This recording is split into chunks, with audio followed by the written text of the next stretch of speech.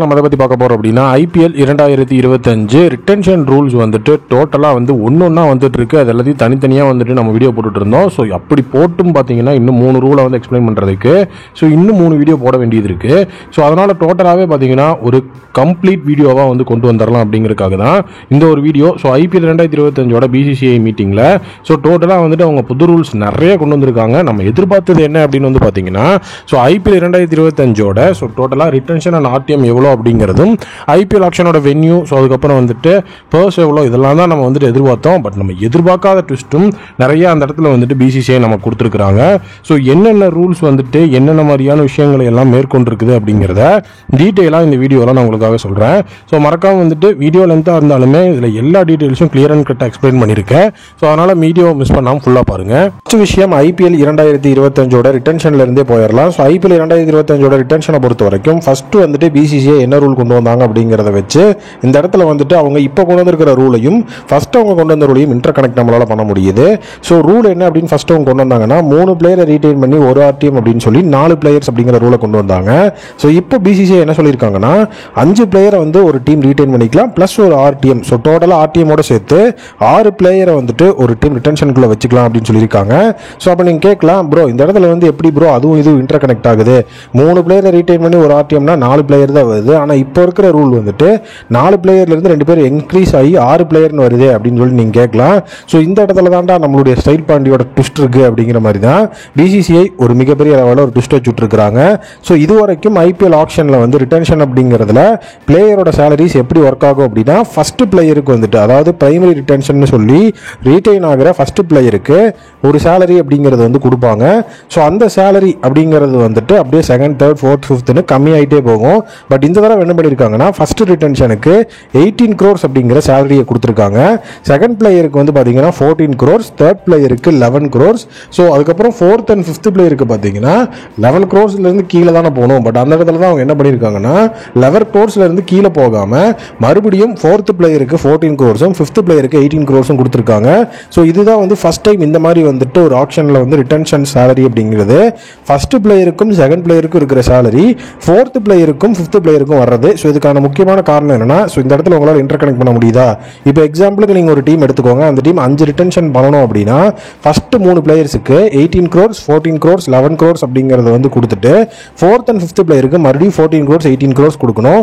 இதில் ரிமைனிங்கில் மீதி இருக்கிற அந்த தேர்ட் அண்ட் ஃபோர்த் பிளேயர் கண்டிப்பாக வந்துட்டு ஃபிஃப்த் பிளேயரோட அந்த ஒரு சைடில் வந்துட்டு 4 கோடி கம்மி. அதுவும் இடையில இருக்க தேர்ட் பிளேயருக்கு ஃபோர்த் அண்ட் ஃபிஃப்த் பிளேயரோட கரெக்டாக வந்து பார்த்தோம்னா 3-7 கோடி கம்மியாகுது. அப்போ கண்டிப்பாக வந்து தேர்ட் ரிட்டென்ஷனுக்குள்ள அதாவது ஒரு டீம் 5 பிளேயர் வந்து ரீடைன் பண்ணுறாங்க, தேர்ட் ரிட்டென்ஷனுக்குள்ள வர்றதுக்கு எந்த பிளேயரும் முழு சம்மதம் அப்படிங்கிறது கொடுக்க மாட்டாங்க.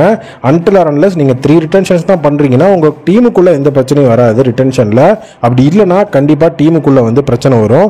அண்ட் அதை தடுக்கிறதுக்கு உங்ககிட்ட வந்து பார்த்தீங்கன்னா இந்த இடத்துல நீங்கள் வந்து 5 பிளேயர் ரீடைன் பண்ணிக்கலாம், ஒரு ஆர்டிஎம் சொல்லியிருக்காங்கல்ல, அதில் ஒரு அன்கேப்டு பிளேயர் கண்டிப்பாக இருக்கணும் அப்படின்னு சொல்லியிருக்காங்க. அந்த அன்கேப்டு பிளேயரோட சேலரி 4 crores. அதுபடி பண்ணும்போது உங்களுக்கு ஆட்டோமேட்டிக்காக வந்து 4 பிளேயர் ரீட்டைன் ஆயிடுவாங்க. பட் 5வது பிளேயர் ரீட்டைன் ஆகிறது அப்படிங்கிறது கண்டிப்பாக வாய்ப்பே கிடையாது. நீங்கள் வந்து 14 கோடி இல்லை 18 கோடி ஏதாவது ஒன்று கொடுத்து தான் ஆகணும். அப்போ மறுபடியும் கண்டிப்பாக அந்த தேர்ட் பிளேயரோட இஷ்யூ அப்படிங்கிறது வரும்.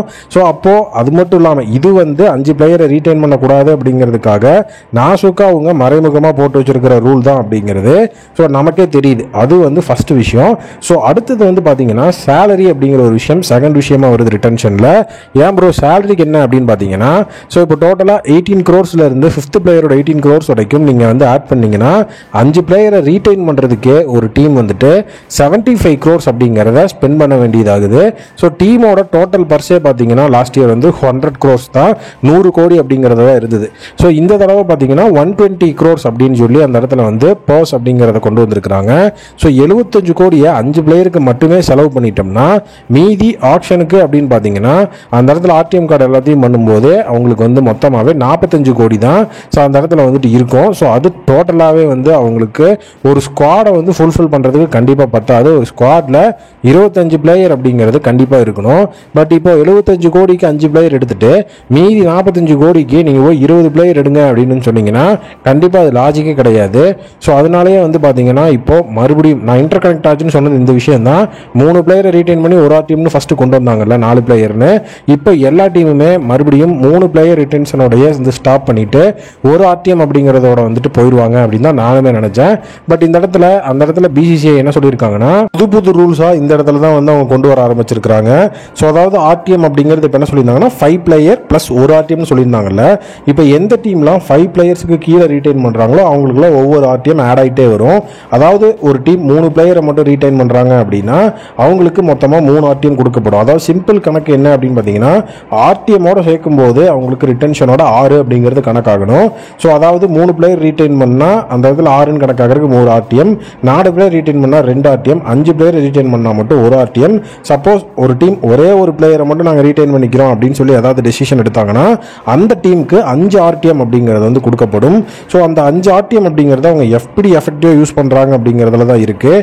ஏன்னா 14, 11, 14, 18 அப்படின்னு சொல்லி அந்த அமௌண்ட்டில் வந்துட்டு அந்த இடத்துல அவங்களுக்கு வந்து ஸ்பெண்ட் ஆகிருக்கும். ஸோ அதாவது வந்து பார்த்தீங்க அப்படின்னா மொத்தமாக வந்து அவங்க கிட்ட 75 கோடியில் 18 கோடிக்கு தான் அவங்க ரிட்டென்ஷன் அப்படிங்கிறதுலையே யூஸ் பண்ணியிருக்கிறாங்க. மீதி வந்து பார்த்தீங்கன்னா 57 கோடி அவங்களுக்கு இருக்கும். ஸோ அந்த 57 கோடி அப்படின்னா 5 ஆர்டிஎம்ல ஸோ டோட்டலாக மினிமம் வந்துட்டு அவங்களுக்கு ஆவரேஜாக வந்து ஒரு 12 கோடி அப்படிங்கிறது இருக்குது. ஸோ அப்போது 12 கோடி கீழே இருக்கிற பிளேயர்ஸ் எடுத்தோம்னா அது ரொம்பவே வந்து எஃபெக்டிவாக இருக்கும் ஆர்டிஎம் பண்ணுறதுக்கு. பட் அந்த ரிஸ்க்கை வந்து எந்த டீம் எடுக்க போகிறாங்க அப்படிங்கிறது ஸ்டில் அன்னோன். ஆர்டிஎம் கார்டில் இந்த ஒரு ட்விஸ்ட் மட்டும் கிடையாது. ஸோ இன்னொரு ட்விஸ்ட் அப்படிங்கிறதும் வந்து சேர்ந்து தான் இருக்குது. ஸோ அது என்ன அப்படின்னு வந்து பார்த்தீங்கன்னா இப்போது எக்ஸ் அப்படின்னு ஒரு பிளேயர் வச்சுக்கோங்க. ஸோ இப்போ வந்துட்டு சிம்பிளாக காமனாக நம்ம எடுத்துக்கலாம். ஸோ இப்போ டிராவிசெட் அப்படிங்கிற அந்த பிளேயர் ஆப்ஷனுக்கு வராரு. அந்த பிளேயரை வந்துட்டு 8 கோடி ரூபா அப்படிங்கிற அமௌண்ட்டுக்கு வந்து ஸோ ஆர்சிபி வாங்கிட்டாங்க. ஸோ இப்போ எஸ்ஆர்ஹெச் கிட்ட வந்து கேட்குறாங்க நீங்கள் வந்துட்டு ஆர்டிஎம் பண்ணிக்கிறீங்களா அப்படின்னு சொல்லி 8 கோடிக்கு. எஸ்ஆர்ஹெச் வந்து 8 கோடிக்கு நாங்கள் ஆர்டிஎம் பண்ணிக்கிறோம் அப்படின்னு சொன்னால் மறுபடியும் ஒரு சார்ஜ் வந்துட்டு ஆர்சிபிக்கு கொடுப்பாங்க. நீங்கள் ஏதாவது அமௌண்ட்டை ஏற்றுறதுனா ஏற்றி விடலாம் அப்படின்னு சொல்லி. ஸோ அந்த இடத்துல வந்துட்டு 12 கோடி அப்படின்னு சொல்லி ஆர்சிபி அமௌண்ட்டை ஏற்றுனாங்கன்னா ஸோ எஸ்ஆர்ஹெச் வந்து 12 கோடி அப்படிங்கிற அமௌண்ட் கொடுத்து தான் ஆர்டிஎம் பண்ணணும் டிராவிசெட்டை. ஸோ இது எதுக்கு இது இந்த ரூல் அப்படிங்கிறது சுத்தமாகவே புரியல.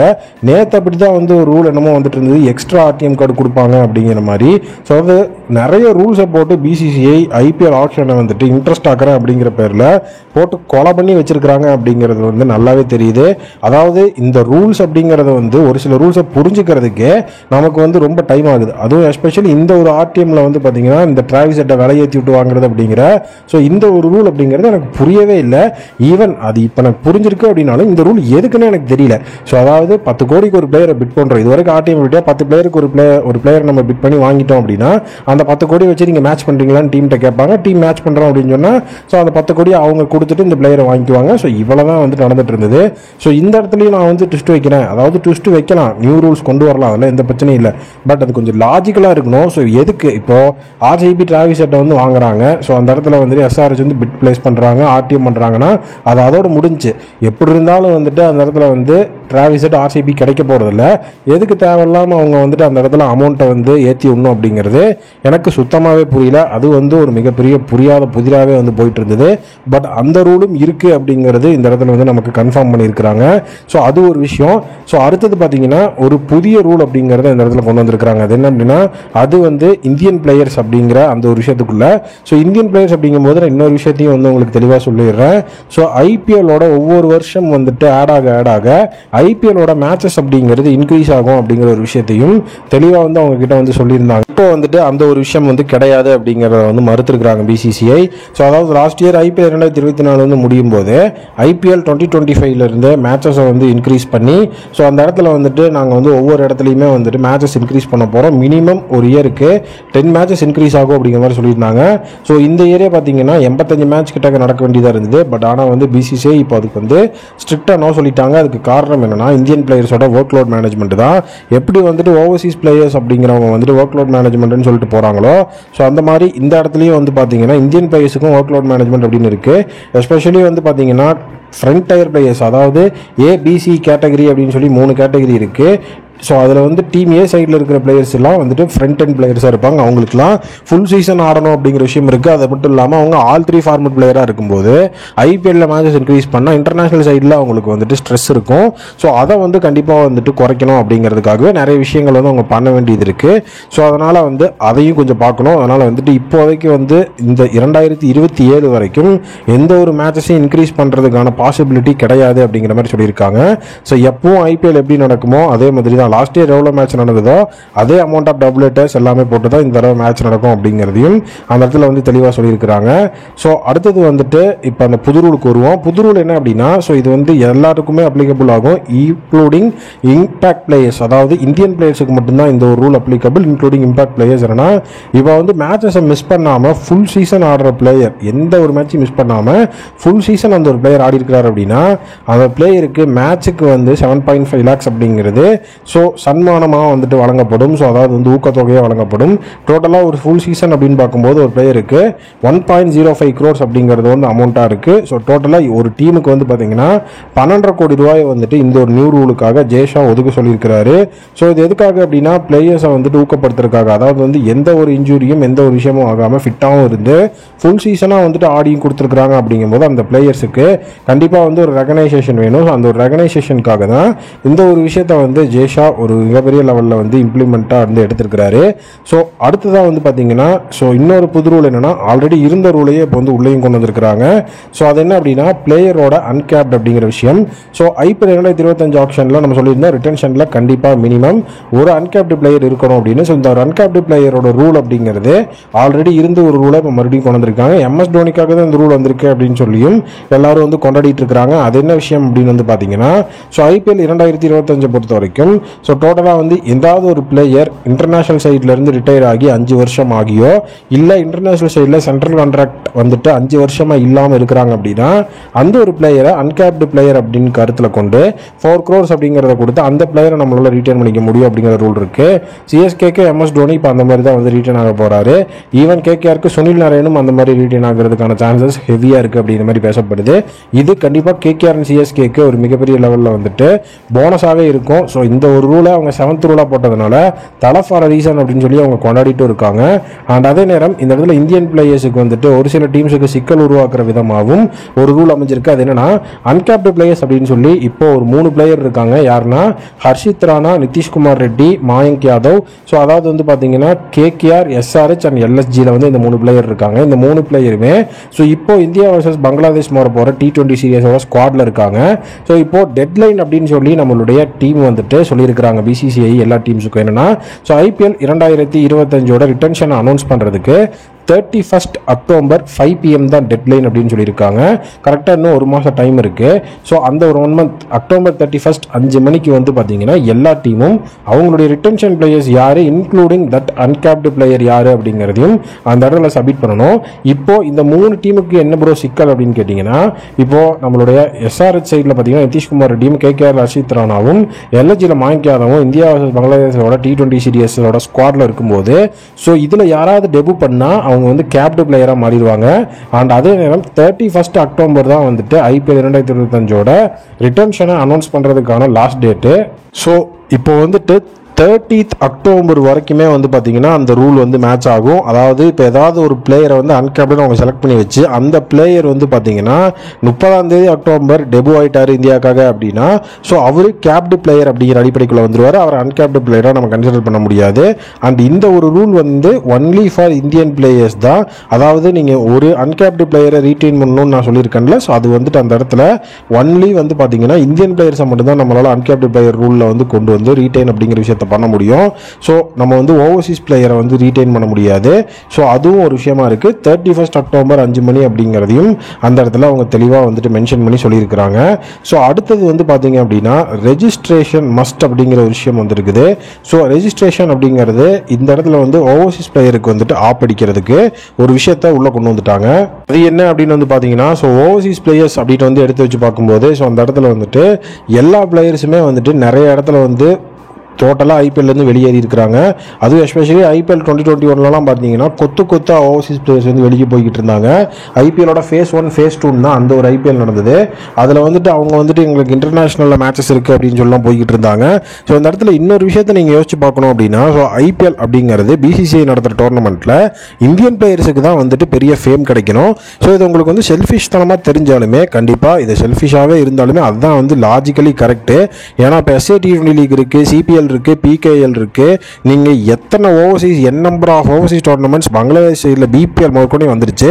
ஸோ அதில் எல்லாத்துலேயுமே அவங்களுடைய லோக்கல் பிளேயர்ஸுக்கு தான் ஒரு ஃபேமோ அந்த இடத்துல வந்துட்டு எல்லாமே கிடைக்கும். பட் ஆனால் ஐபிஎல்லில் மட்டும்தான் ஒரு மிகப்பெரிய லெவலில் ஓவர்சீஸ் பிளேயர்ஸுக்கு முன்னுரிமை கொடுத்து அந்த இடத்துல எல்லாத்தையுமே நடத்திக்கிட்டு இருக்காங்க. ஈவன் அவங்க ஆப்ஷனுக்கு சோல்ட் ஆகிற விதம் எல்லா இடத்தையும் பார்க்கும்போது ஹை சேலரி அவங்களுக்கு தான் கிடைக்கும். இந்த இடத்துல ஏன் ப்ரோ அவங்க பர்ஃபார்ம் பண்ணுறாங்க, அவங்க அமௌண்ட் வாங்கிட்டு போகிறாங்க, இதில் என்ன ப்ரோ இருக்குது அப்படின்னு நீங்கள் கேட்கலாம். பட் அவங்க பர்ஃபார்ம் பண்ணுறாங்க அப்படிங்கிறத தாண்டி ஃபுல் சீசன் ஆடுறது அப்படிங்கிறது இந்தியன் பிளேயர்ஸ் தான். ஸோ அவங்களுக்கு வந்துட்டு மேட்சஸ் இருக்குது அப்படிங்கிற மாதிரி அவங்க கிளம்பி போயிடுறாங்க. பட் ஆனால் ஃபுல் சீசன் ஆடி அந்த இடத்துல எல்லா சப்போர்ட்டையும் வச்சு ஸோ அங்கே ஆடுற இந்தியன் பிளேயர்ஸுக்கு எதுவுமே பெருசாக கிடைக்கிறது இல்லை. இப்போ அந்த ஒரு விஷயத்தை வந்து உடச்செறியணும் அப்படிங்கிறதுக்காக பிசிசிஐ ஓவர்சீஸ் பிளேயர்ஸுக்காகவே புது ரூலாக உள்ளே கொண்டு வந்துட்டாங்க. அதில் ஃபஸ்ட்டு ரூல் தான் ரிட்டன்ஷன் மஸ்ட் அப்படிங்கிறது. ஸோ அதாவது வந்து அது எதுக்காக அப்படின்னா, இப்போ மெகா ஆக்ஷன் அப்படிங்கிறதுல வந்து ரீடைன் பண்ணோம், ஸோ எல்லாம் வந்து ரிஜிஸ்டர் பண்ணி உள்ளே போனோம்னா மெகா ஆக்ஷனில் நிறையா வந்து பார்த்தீங்கன்னா பிளேயர்ஸ் இருப்பாங்க. அதாவது டிமாண்டு கம்மியாக இருக்கும், பட் ஆனால் பிளேயர்ஸ் வந்துட்டு அதிகமாக இருப்பாங்க. பட் ஆனால் மினி ஆக்ஷன் அப்படின்னா பிளேயர்ஸோட அந்த ஒரு அவைலபிலிட்டி கம்மியாக இருக்கும், பட் ஆனால் டிமாண்ட் அதிகமாக இருக்கும். ஸோ இப்போ மினி ஆக்ஷனுக்கு போனோம் அப்படின்னா நமக்கு ஈஸியாக வந்துட்டு சேலரி அப்படிங்கிறது அதிகமாக கிடைச்சிடும். அதுக்கு எக்ஸாம்பிள் தான் Pat Cummins and Starc from last mini auction. So அதனால் ஒரு சில ஓவர்சீஸ் பிளேயர்ஸ் என்ன பண்ணுவாங்கன்னா மெகா ஆக்ஷனுக்கு வராமல் மினி ஆக்ஷனுக்கு மட்டும் வந்து அந்த இடத்துல வந்துட்டு அமௌண்ட்டை வாங்கிக்கிட்டு இருப்பாங்க. ஸோ இனிமேல் அந்த மாதிரி நடக்கிறதுக்கு வாய்ப்பே கிடையாது. ஏன்னா வந்துட்டு இந்த ஒரு மெகா ஆக்ஷனில் எல்லா ஓவர்சீஸ் பிளேயர்ஸும் ரிஜிஸ்டர் பண்ணி ஆகணும். அப்படி ரிஜிஸ்டர் பண்ணாத ஓவர்சீஸ் பிளேயர்ஸால் வந்து பார்த்தீங்க அப்படின்னா அடுத்த மினி ஆக்ஷனில் பார்ட்டிசிபேட் பண்ண முடியாது. ஸோ இது வந்துட்டு ஃபஸ்ட்டு ரூலாக அந்த இடத்துல வந்து ஓவர்சீஸ் பிளேயர்ஸுக்கு வந்து போட்டிருக்கிறாங்க. அது மட்டும் இல்லாமல் ஓவர்சீஸ் பிளேயர்ஸ் எல்லாருமே வந்து இங்கே ரிஜிஸ்டர் பண்ணல அப்படின்னா ஸோ மினி ஆக்ஷனில் உங்களால் பார்ட்டிசிபேட் பண்ண முடியாது அப்படிங்கிறது 1 இயர் பேன் கணக்கில் வரும். ஸோ அந்த பேன் அப்படிங்கிறத இந்த இடத்துல வந்து இம்ப்ளிமெண்ட் பண்ணுவாங்க. அதே நேரம் வந்துட்டு இப்போது அவங்க மெகா ஆக்ஷனுக்கு ரிஜிஸ்டர் பண்ணிட்டாங்க, ஃபஸ்ட்டு விஷயம். அடுத்தது வந்து பார்த்தீங்கன்னா ஸோ அவங்க வந்து ரெஜிஸ்டர் பண்ணிவிட்டு பிளேயர்ஸ் அவங்கள வந்துட்டு பார்த்தீங்கன்னா எல்லா டீம்ஸும் ஆக்ஷனில் இது பண்ணி ஒரு டீமுக்கு அந்த ஒரு ஓவர்சீஸ் பிளேயர் வந்துட்டு விளையாட போகிறாரு அப்படிங்கிற பட்சத்துலேயே வந்து வச்சுக்கலாம். அவங்க அந்த டீமுக்கு போயிட்டாங்க, பட் ஆனால் ஃபுல் சீசன் அவைலபிளாக இல்லாமல் பாதியோட கிளம்புறாங்க அப்படின்னா ஸோ அந்த பிளேயரை 2 வருஷம் பேன் பண்ணுவாங்க. ஸோ அதாவது வந்துட்டு ஒன்று கண்டிப்பாக வந்து ரெஜிஸ்டர் பண்ணி அன்சோல்ட் ஆகிறது அப்படிங்கிறது வேறு. சோல்ட் ஆகிட்டு அங்கே போய் எனக்கு பர்சனல் ஒர்க் இருக்குது, நான் வந்து ஃபேமிலி கூட இருக்க போகிறேன், ஸோ நான் வந்துட்டு என்னோட இன்டர்நேஷனல் டீமுக்காக ஆட போகிறேன், அந்த மாதிரி ஏதாவது காரணம் சொல்லி அவங்க டீம்லேருந்து வெளியேறினாங்க அப்படின்னா அந்த பிளேயர் 2 வருஷம் ஐபிஎல் ஆட முடியாது அப்படிங்கிற ஒரு மிகப்பெரிய ரூலை இந்த இடத்துல கொண்டு வந்திருக்காங்க. ஸோ இதுலேயும் வந்து பார்த்தீங்கன்னா ஒரு சிலர் வந்து பார்த்தீங்கன்னா ட்ரோல் பண்ணிட்டு இருந்தாங்க, ஏன் அவங்களுக்கு வந்து ஃபேமிலி இஷ்யூஸ் இருக்குமே அப்படிங்கிற மாதிரிலாம். அதாவது எமர்ஜென்சி கேசஸ் அப்படிங்கிறத இந்த இடத்துல எக்ஸ்க்ளூட் பண்ணியிருக்காங்க. எமர்ஜென்சி கேசஸ் அப்படிங்கிறத வந்துட்டு ஃபுல் அண்ட் ஃபுல் வந்துட்டு பிசிசிஐ கண்காணிக்க போகுது. ஸோ அதனால் வந்துட்டு அதை பெரிய லெவலில் அந்த இடத்துல வந்து ஹைலைட் பண்ணி காட்டல. ஸோ இல்லை என்னன்னாலும் நீ இருந்தே ஆகணும்னு பிசிசிஐன்னு சொல்ல போகிறது கிடையாது. பட் இவங்கெல்லாம் பண்ணியிருக்கிறது அந்த மாதிரி தான் இருக்குது. ஆஸ்திரேலியன் பிளேயர்ஸ், இங்கிலாந்து பிளேயர்ஸ் எல்லாம் பார்த்தீங்கன்னா சம்மந்தமே இல்லாமல் எதையாவது ஒரு ரீசனை சொல்லிட்டு அங்கே போய் கிளம்புறேன் அப்படின்னு சொல்லிட்டு போய்கிட்டு இருப்பாங்க. ஸோ இந்த மாதிரி விஷயங்கள்லாம் வந்துட்டு ஆரம்பிச்சுட்டதே அவங்க தான். ஸோ இப்போ அந்த 2 இயர்ஸ் பேன் அப்படிங்கிறது வந்திருக்கு. ஸோ அடுத்தது பார்த்தீங்கன்னா சேலரி அப்படிங்கிறதுக்கும் ஆப் வச்சிருக்கிறாங்க. ஸோ இந்த சேலரி ரூல் அப்படிங்கிறது எனக்கே இது எதுக்கு அப்படின்னு வந்து தோணுச்சு. ஃபஸ்ட்டு வந்துட்டு அந்த ஆர்டிஎம்ல வந்துட்டு அமௌண்ட்டை வந்து இன்க்ரீஸ் பண்ணி விடுற ரூல் வந்துட்டு எனக்கு கொஞ்சம் கடுப்பேற்றிச்சு, இது எதுக்குன்னே தெரியாமல் இதை கொண்டு வந்து வச்சிருக்கிறாங்களே அப்படின்னு. ஸோ அடுத்தது இந்த ஒரு ரூல் அப்படிங்கிறது எனக்கு பர்சனலி வந்துட்டு பெரிய லெவலில் பாதிக்கப்படனாலும் எல்லாரும் இப்போ இந்த ரூலை தான் வந்துட்டு மிகப்பெரிய ட்ரோல் மெட்டீரியலாக மாற்றிட்டு இருக்காங்க. அது என்ன ரோல் அப்படின்னா, ஸோ டோட்டலாக வந்து இப்போ ஒரு ஓவர்சீஸ் பிளேயர் இருக்கிறாரு அப்படின்னு வச்சுக்கலாம், அவரோட சேலரியை வந்துட்டு இந்தியன் பிளேயர் தான் டிசைட் பண்ண போறாரு அப்படிங்கிற சொல்லி ஒரு ரோல் இருக்கு. ஸோ இந்தியன் பிளேயர் எப்படி ப்ரோ ஓவர்சீஸ் பிளேயரோட சேலரியை டிசைட் பண்ணுவாரு அப்படின்னு சொல்லி நீங்க கேட்கலாம். அது எப்படி அப்படின்னு பார்த்தீங்கன்னா ஐபிஎல் 2026 இந்த ஒரு ரூல்குள்ள வருது. ஸோ ஐபிஎல் 2025 ஒரு ஓவர்சீஸ் பிளேயர் வந்துட்டு நம்ம எடுத்து வச்சுக்குவோம். ஃபர்ஸ்ட் வந்து ஐபிஎல் 2025 மெகா ஆக்ஷன் நடக்குது. இதுல ஒரு பிளேயர் வந்துட்டு ஒரு இந்தியன் பிளேயர் எக்ஸ் அப்படிங்கிற ஒரு இந்தியன் பிளேயர் வந்துட்டு அதிக விலைக்கு போறாரு. கொடுக்குறாரு அப்படின்னா அந்த ஒரு அமௌண்ட்டை பேஸாக வச்சு தான் IPL 2026 ஓவர்சீஸ் பிளேயர்ஸுக்கு சேலரி கொடுக்கப்படும். அதை தாண்டி வர்ற அமௌண்ட் வந்து BCCIயோட ஃபண்டுக்கு போயிடும் அப்படின்னு சொல்லியிருக்கிறாங்க. என்ன ப்ரோ எனக்கு சரியா புரியலையே அப்படின்னு சொன்னீங்கன்னா, இப்போ வந்து எக்ஸாம்பிளுக்கு IPL 2025 ஸோ ஒரு மேக்ஸ்வெல் மாதிரி ஒரு பிளேயர் வராரு அப்படின்னு வச்சுக்கோங்க. ஸோ இது வந்து இப்படி ஒர்க் அவுட் ஆகாது. இல்லை IPL 2025 வந்து பார்த்தீங்கன்னா இந்தியன் பிளேயர் ஒருத்தர் எடுக்கணும், கண்டிப்பாக வந்துட்டு ரிலீஸ் ஆகிடுவார் அப்படிங்கிற ஒரு இந்தியன் பிளேயர். இப்போ எக்ஸாம்பிளுக்கு ஒரு ஸ்ரேயஸ் ஐயர் ரிலீஸ் ஆகிறாரு அப்படின்னு வச்சுக்கலாம். ஸ்ரேயஸ் ஐயர் ரிலீஸ் ஆகி KKRல வந்துட்டு பார்த்தீங்கன்னா அவர் வந்து இப்போ டிஃபெண்டிங் சாம்பியன்ஷிப்பை வின் பண்ணி கொடுத்த கேப்டன், கண்டிப்பாக அவருக்கு அதிக அமௌண்ட் வந்து பிட் பண்ணுவாங்க. ஸோ அவர் ஒரு 20 கோடி ரூபாய்க்கு சோல்ட் ஆகிறாரு அப்படின்னு வச்சுக்கலாம். ஸோ அதை தாண்டி வேற எந்த இந்தியன் பிளேயரும் அதிக அமௌண்ட் சோல்ட் ஆகலை. IPL 2025 மெகா ஆக்ஷனில் அதிக அமௌண்ட்டுக்கு சோல்ட் ஆன இந்தியன் பிளேயர் ஸ்ரேயஸ் ஐயர் 20 கோடி அப்படின்னா, ஸோ அந்த 20 கோடி அப்படிங்கிற அந்த ஒரு அமௌண்ட்டை வந்து பேஸாக வச்சுக்குவாங்க. அந்த பேஸ் அமௌண்ட்டை வந்து 2026 வச்சு தான் பிட்டிங் ஆரம்பிக்கும் ஓவர்சீஸ் பிளேயர்ஸ்க்கு. இப்போ ஸ்டார்க் வந்துட்டு IPL 2026 ஆக்ஷனில் வந்திருக்கிறாரு. KKR மறுபடியும் வந்து ஸ்டார்க்கு ஆல் அவுட்டாக பிட் பண்ணி ஸோ அந்த இடத்துல வந்து 26 கோடி அப்படிங்கிற ஒரு அமௌண்ட்டுக்கு வந்து எடுத்துட்டாங்க அப்படின்னா ஸ்டார்க்குக்கு 20 கோடி ரூபா, அதாவது ஸ்ரேயஸ் ஐயர் இந்தியன் பிளேயரோட அதிக விலை அப்படின்னு நம்ம வந்து எடுத்து வச்சிருக்கோம்ல 20 கோடி, அந்த 20 கோடி தான் அவரோட சேலரி, 20 கோடி தான் அவர் கொடுப்பாங்க. ஏன் ப்ரோ அப்போ 26 கோடிக்கு தான் அவர் சோல்ட் ஆனார், அப்போ மீதி 6 கோடி என்ன பண்ணுவாங்க அப்படின்னு கேட்டிங்கன்னா அந்த 6 கோடியை தான் BCCIயோட ஃபண்டுக்கு எடுத்துக்குவாங்க. இது எதுக்காக அப்படின்னா இந்தியன் பிளேயர்ஸோட அந்த ஒரு கிரெடிபிலிட்டியை காத்துறதுக்காக அப்படின்னு சொல்லியும் அந்த இடத்துல வந்து அவங்க சொல்லியிருந்தாங்க. ஸோ இது ஒரு நல்ல மூவாக தான் வந்துட்டு நமக்கு பட்டுச்சு. அன்டில் ஆர் அன்லெஸ் அந்த இடத்துல ஒரு சிலர் வந்து வேற மாதிரி ட்ரோல் பண்ணுற வரைக்கும். ஸோ அது என்ன ட்ரோல் அப்படின்னு பார்த்தீங்கன்னா, ஓவர்சீஸ் பிளேயர்ஸோட சேலரியில் கை வைக்கிறதுக்கு உங்களுக்கு யார் உரிமை கொடுத்தது அப்படின்னு சொல்லிட்டு என்ன சொல்லியிருந்தாங்கன்னா, இப்போ ஒன்றும் கிடையாது, நீங்கள் வந்துட்டு இந்த மாதிரி வந்து சேலரியில் கை வைக்கிறீங்க, அவங்க பெர்ஃபார்ம் பண்ணுறதுக்கு தான் சேலரி வந்து வாங்குறாங்க. இப்போ வந்து டிராவிஸ் ஹெட் லாஸ்ட் இயர்லாம் வெறித்தனமான ஃபார்மில் இருந்தார். நீங்கள் சொல்கிறது எப்படி இருக்குன்னா, டிராவிஸ் ஹெட் வந்துட்டு 1000 ரன் அடிச்சிட்டாரு அப்படின்னா 500 ரன் நீ வச்சுக்கணும், 500 ரன்னை கொண்டு போய் KL ராகுலுக்கு கொடுக்கணும் அப்படிங்கிற மாதிரி இருக்குன்னு சொல்லி சம்மந்தமே இல்லாமல் ஒரு சில விஷயங்கள்லாம் உள்ள இன்டர் கனெக்ட் பண்ணி அந்த இடத்துல வந்துட்டு அதை ஒரு ட்ரோலிங் மெட்டீரியலாக மாற்றிட்டு இருந்தாங்க. ஸோ உண்மையாகவே சொல்லணும் அப்படின்னா ஒரு சில ரூல்ஸ் வந்துட்டு எதுக்கு வந்திருக்குது அப்படின்னே தெரியாமல் தான் வந்திருக்கு அப்படின்னு வந்துட்டு நானே சொல்லுவேன். ஸோ அதாவது வந்து இப்போ புதுசாக வந்துட்டு IPL வந்து இம்பாக்ட் பிளேயர் ரூல் அப்படின்னு சொல்லி ஒன்று கொண்டு வந்தாங்க. ஸோ இந்த வருஷமும் இம்பாக்ட் பிளேயர் ரூல் அப்படிங்கிறது ஸ்டே ஆகுது. பட் அந்த இம்பாக்ட் பிளேயர் ரூல் கொண்டு வரும்போதே IPL வந்துட்டு ஒரு மிகப்பெரிய ரோலில் அது ட்ரோல் ஆச்சு. காரணம் என்ன, இவங்க இம்பாக்ட் பிளேயர் ரூல் அப்படிங்கிறது கொண்டு வரதுக்கு முன்னாடியே BBL அந்த ஒரு ரூல் அப்படிங்கிறது இருந்தது. BBL பார்த்தீங்கன்னா ஒரே சீசனில் எக்ஸ் ஃபேக்டர் அப்படிங்கிற அந்த ஒரு அடிப்படையில் அந்த ரூல் இருந்தது. அதுக்கப்புறம் கோல்டன் பால் அந்த மாதிரி நிறைய விஷயங்கள், பவர் சர்ஜ்னு சொல்லி ஒரே சீசனில் 3 ரூல்ஸை வந்து அவங்க வந்து புதுசாக போட்டிருந்தாங்க. அதுவும் எக்ஸாம்பிளுக்கு பவர் சர்ஜ் எல்லாம் ரொம்ப வந்துட்டு நல்லா இருக்கும், பவர் பிளே அப்படிங்கிற மாதிரி நம்ம எப்போ வேணாலும் எடுத்துக்கலாம், அந்த மாதிரியான விஷயங்கள் இருக்கும். ஸோ அந்த மாதிரி ஏதாவது ரூல்ஸ் வந்து போடுவாங்க அப்படின்னா எல்லாருமே வந்து எதிர்பார்த்தது, இன்க்ளூடிங் நானுமே வந்து அந்த மாதிரி ஏதாவது புதுசாக கொண்டு வருவாங்க அப்படின்னு தான் நினச்சேன். இப்போ அந்த இம்பாக்ட் பிளேயர் அப்படிங்கிற ரூல் அவங்க வந்து கொண்டு வரும்போது நிறைய பேர் சப்போர்ட் பண்ணல. ஆனால் இப்போ இந்தியன் ஃபார்மேட்ஸில் அரௌண்ட் டொமஸ்டிக் டோர்னமெண்ட்ஸில் அந்த ரூல் அப்படிங்கிறது இருக்கு.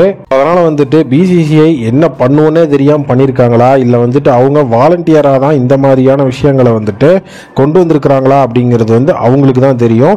ஜேஷா கண்டிப்பாக ஒரு சில ரூல்ஸ் எல்லாம் உண்மையாகவே வந்து பாராட்டும்படி தான் இருக்குது. அதாவது அவங்க நினச்ச மாதிரியே வந்து பார்த்தீங்கன்னா அந்த 3 ரிட்டன்ஷன்களை கொண்டு போகிறதுக்காகவே 4th and 5th ரிட்டன்ஷனுக்கு அமௌண்ட்டை வந்து இன்க்ரீஸ் பண்ணி வச்சதாகட்டும். ஸோ அதுக்கப்புறம் வந்து பார்த்தீங்க அப்படின்னா ஸோ அந்த இடத்துல அன்கேப்டு பிளேயரை ரீட்டைன் பண்ணணும்னு சொல்லி அன்கேப்டு பிளேயருக்கு ஒரு ஸ்லாட் கொடுத்தது.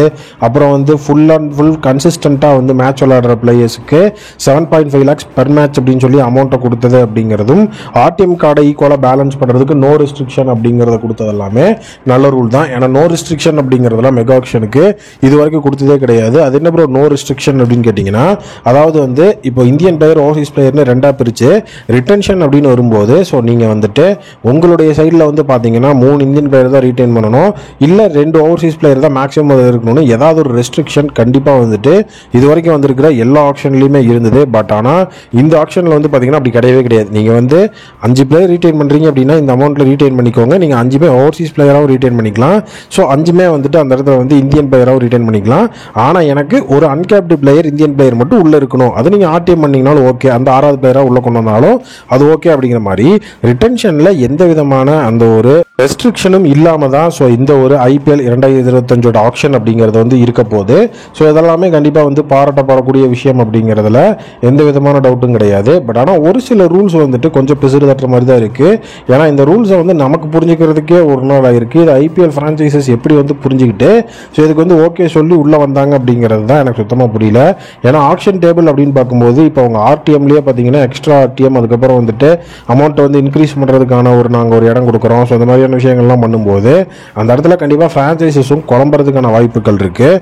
ஸோ இதை வந்துட்டு இந்த ஒரு ரூல் அப்படிங்கிறத வந்து மாற்ற முடியுமா ப்ரோ, இப்போ வந்து இந்த ரூல் எனக்கு வேணான்னு ஃப்ரான்ச்சைஸ் பண்ணாங்கன்னா இப்போ அதை மாற்ற முடியுமா அப்படின்னு உங்களுக்கு டவுட் வரும். ஸோ 2027 வரைக்கும் இந்த ரூல் தான், அது மாற்ற முடியாது. மாற்றிருக்கணும் அப்படின்னா ஸோ நேற்று தான் வந்து பார்த்தீங்கன்னா கவர்னிங் கவுன்சிலோட மீட்டிங்கோட ஃபைனல் ரவுண்ட் நடந்தது, அதுலேயே வந்து மாற்றிருக்கணும். பட் ஆனால் ஃப்ரான்ச்சைசஸ் எதுலேயுமே வந்துட்டு அந்த இடத்துல வந்து அவங்க மாற்றாதனால தான் 10 ரூல் அப்படிங்கிறது வந்து வெளியே வந்திருக்கு. மாற்றிருந்தால் 10 ரூலுமே வந்துட்டு வெளியே வந்திருக்காது. ஸோ அது வந்து மெயின் விஷயம். ஸோ மேனேஜ்மெண்ட்ஸ் எல்லா இடத்துலையுமே வந்து ஓகே சொல்லி அவங்க வந்துட்டு அதனால தான் அந்த ரூல்ஸை வெளியே விட்டுருக்காங்க. ஸோ இதில் பிசிசிஐ வந்துட்டு நம்ம கேள்வியும் கேட்க முடியாது, ஈஸியாக வந்து அவங்க தப்பிச்சிருவாங்க. ஏன்னா வந்துட்டு எல்லா மேனேஜ்மெண்ட்டோடையும் பேசி ஸோ கவர்னிங் கவுன்சில் மீட்டிங்லாம் நடந்து அன்னைக்கு சாயந்தரம் தான் அந்த ஒரு ரிட்டன்ஷன் ரூல் வெளியே வந்தது. ஏன்னா ஒரு 2 நாள் வந்துட்டு ஒரு டிலே ஆயிருந்தால் கூட இவங்க தான் வந்துட்டு ஃப்ரான்ச்சைசஸ் எல்லாத்தையும் கன்வின்ஸ் பண்ணியிருப்பாங்க அப்படிங்கிற மாதிரி விஷயத்தை வந்து உள்ளே கொண்டு வந்துருவாங்கன்னு சொல்லி ஸோ கவர்னிங் கவுன்சிலோட மீட்டிங் நடந்த அன்னைக்கு சாயந்தரமே இந்த ஒரு விஷயத்தை வந்து உள்ளே கொண்டு வந்துட்டாங்க. ஸோ அதனால் வந்துட்டு இந்த இடத்துல பிசிசிஐ மேலே எந்த ஒரு தவறுமே வந்து யாருமே சொல்லிடக்கூடாது அப்படிங்கிறதுல அவங்க தெளிவாக தான் இருந்திருக்கிறாங்க. ஸோ அதில் வந்துட்டு இப்போ எந்த ஒரு டவுட்டுமே வந்து கிடையாது, நமக்கு தேவையும் இல்லை. உங்ககிட்ட நான் வந்துட்டு ஒரு ரெக்வஸ்ட் வைக்கிறேன். ஸோ அதாவது எனக்கு ஆர்டிஎம்ல வந்துட்டு 2 ரூல் புரியல. ஸோ ஒன்று வந்து பார்த்தீங்கன்னா அதில் எக்ஸாம்பிளுக்கு அவங்க என்ன போட்டிருந்தாங்கன்னா சிஎஸ்கே வந்து மேக்ஸ்வெலுக்கு பிட் பண்ணுறாங்க. ஸோ ஆர்சிபி வந்துட்டு மேக்ஸ்வெலை வந்துட்டு ஆர்டிஎம் பண்ணிடுறாங்க. அதாவது சிஎஸ்கே ஆர்சிபி அப்படின்னு அந்த 2 டீம்ஸ் இன்வால்வ் பண்ணி சிஎஸ்கே வந்து மேக்ஸ்வெலை ஃபுல் அண்ட் ஃபுல் வந்து பிட் பண்ணி எடுக்க ட்ரை பண்ணுறாங்க. ஸோ அப்போ வந்துட்டு ஸோ மேக்ஸ்வெலுக்கு ஆர்டிஎம்ஐ யூஸ் பண்ணி அந்த இடத்துல வந்துட்டு ஆர்சிபி எடுத்துட்டா ஸோ மேக்ஸ்வெலை வந்துட்டு ஆர்டிஎம் பண்ணதுனால ஸோ நம்மளுடைய சிஎஸ்கேக்கு வந்து பார்த்தீங்கன்னா ஒரு எக்ஸ்ட்ரா ஆர்டிஎம் அப்படிங்கிறது கொடுக்கப்படும் அப்படிங்கிற மாதிரி ஒரு ரூல் வந்துட்டு அந்த இடத்துல வந்து எல்லாருமே சொல்லிக்கிட்டு இருக்காங்க. அந்த ரூல் எனக்கு வந்து சுத்தமாக புரியல. இது எதுக்கு வந்துட்டு எக்ஸ்ட்ரா ஆர்டிஎம் கொடுக்கணும் அப்படின்னு தெரியல. ஏன்னா வந்துட்டு இது வரைக்கும் அந்த மாதிரி சம்பவம்லாம் நடந்தது கிடையாது. ஒரு பிளேயரை வந்துட்டு நமக்கு ரீடைன் அப்படிங்கிற விஷயம் வந்துட்டு பண்ணுறோம். ஸோ அடுத்தது வந்துட்டு நம்ம ஒரு பிளேயருக்கு வந்துட்டு ஆல் அவுட்டாக பிட் பண்ணுறோம், அவங்க ஆர்டிஎம் பண்ணுறாங்கன்னா இப்போ வந்துட்டு மேக்ஸ்வெல் அப்படிங்கிறவங்களுக்கே வருவோம். மேக்ஸ்வெல் வந்துட்டு நம்ம வந்து 10 கோடிக்கு எடுத்துருக்கிறோம், ஆர்டிஎம் அப்படிங்கிறத அவங்க 10 கோடிக்கு பண்ணிட்டாங்கன்னா ஆர்சிபிட்டு 10 கோடி வாங்கிடுவாங்க. அந்த நம்மளுடைய மேக்ஸ்வெலுக்கு நம்ம பிட் பண்ண அந்த 10 கோடி அப்படிங்கிறது நம்ம கிட்ட தான் இருக்கும். ஸோ அந்த அமௌண்ட் அப்படிங்கிறது நம்ம கிட்ட தான் இருக்க போகுது. இதை தாண்டி எப்படி வந்து எக்ஸ்ட்ரா ஆர்டிஎம் அப்படிங்கிறது ஒன்று கொடுப்பாங்க அப்படிங்கிறதும் சுத்தமாக எனக்கு புரியல. இதை வந்து ஒரு இடத்துல வந்து போட்டிருந்தா பரவாயில்ல, சரி ஓகே இவங்க ஏதோ புரிஞ்சுக்காம போட்டிருக்காங்கன்னு விட்டுருக்கலாம். பட் இது எல்லா வெப்சைட்லையும் இருக்குது, எல்லா டெலிகிராம் சேனல்ஸ்லையும் இருக்குது.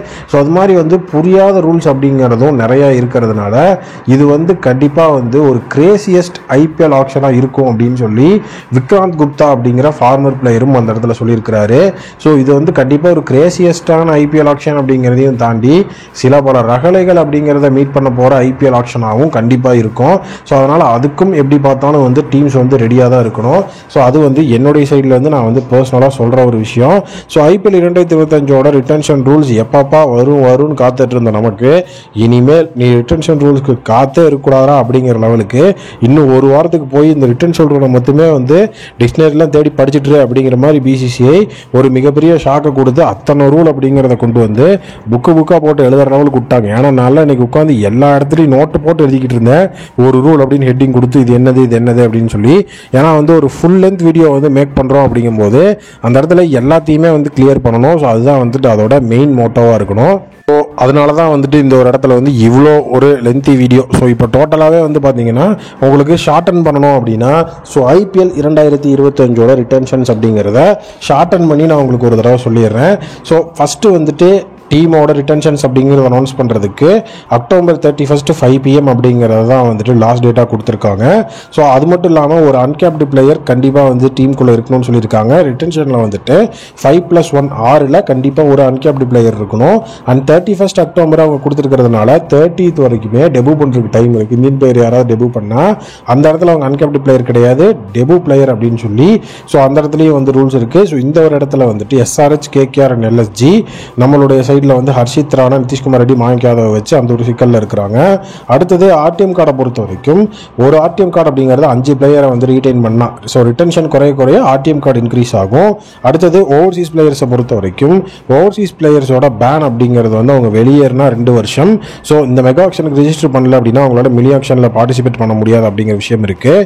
அடுத்தது ஓவர்சீஸ் பிளேயர்ஸோட சேலரி கேப்பை டீம் இந்தியன் பிளேயர்ஸ் நம்மளோட இந்தியன் பிளேயர்ஸ் டிசைட் பண்ண போகிறாங்க அப்படிங்கிற விஷயம் அந்த இடத்துல இருக்குது. ஸோ அது வந்துட்டு ஒரு புதிய ரூலாக மிகப்பெரிய லெவலில் பார்க்கப்பட்டது. ஸோ அடுத்தது வந்து பார்த்தீங்க அப்படின்னா நம்மளுடைய இந்தியன் பிளேயர்ஸ் எல்லாத்துக்குமே 7.5 lakhs அப்படின்னு சொல்லி எல்லா மேட்சும் விளாட்ற இந்தியன் பிளேயர்ஸ்க்கு காம்பன்சேஷன் அமௌண்ட் அப்படிங்கிறத வந்து ஸோ இந்த இடத்துல வந்து கொடுக்க போகிறாங்க. டீமோட பர்ஸ் அப்படிங்கிறது வந்து 100 crores அப்படிங்கிறதுல இருந்து 120 crores அப்படின்னு சொல்லி மாறி இருக்கு. ஸோ அப்புறம் 5 பிளேயர்ஸை வந்து ரீடைன் பண்ணுற டீமுக்கு 75 crores அப்படிங்கிறது டிடக்ட் ஆகும் அப்படிங்கிறது ஒரு மிகப்பெரிய விஷயமா போயிட்டு இருக்கு. ஃபர்ஸ்ட் பிளேயருக்கு 18 crores, செகண்ட் பிளேயருக்கு 14 crores, தேர்ட் பிளேயருக்கு 11 crores, ஃபோர்த் அண்ட் ஃபிஃப்த் பிளேயருக்கு தலா 14 and 18 crores அப்படின்னு சொல்லி அந்த இடத்துல வந்துட்டு அமௌண்ட் அப்படிங்கிறது இருக்கு. ஸோ இப்போ இருக்கிற இன்சைட் சோர்சஸ் அப்படின்னு பார்க்கும்போது மேக்ஸிமம் டீம்ஸ் 3 ரிட்டன்ஷனும் 3 ஆர்டிஎம் கார்டும் அப்படிங்கிற மாதிரி தான் போவாங்க அப்படின்னு சொல்லப்படுது. ஸோ இப்போ ஓவர்சீஸ் பிளேயர்ஸ் வந்து கண்டிப்பாக வந்து உள்ளதான் வந்து இருப்பாங்க. நிறைய பேர் வந்துட்டு ஆர்டிஎம் அப்படிங்கிறதுல வந்து டவுட் இருக்குன்னு ஃப்ரான்ச்சைஸ் குழம்புறதாகவும் ஸோ அப்டேட்ஸ் இருக்குது. ஸோ கண்டிப்பாக வந்துட்டு இதுதான் IPL 2025 final retention rules and updates. So இதில் உங்களுக்கு ஏதாவது டவுட்ஸ் இருந்தது அப்படின்னா ஸோ மறக்காம சேனலோட கமெண்ட் செக்ஷனில் வந்து கமெண்ட் பண்ணுங்கள். ஸோ எனக்கு இருக்கிற அந்த ஆர்டிஎம்மோட டவுட்டையும் கொஞ்சம் கிளியர் பண்ணி விடுங்க. மீனோட புதிய மீட் பண்ணுறேன். Thank you, take care and bye bye.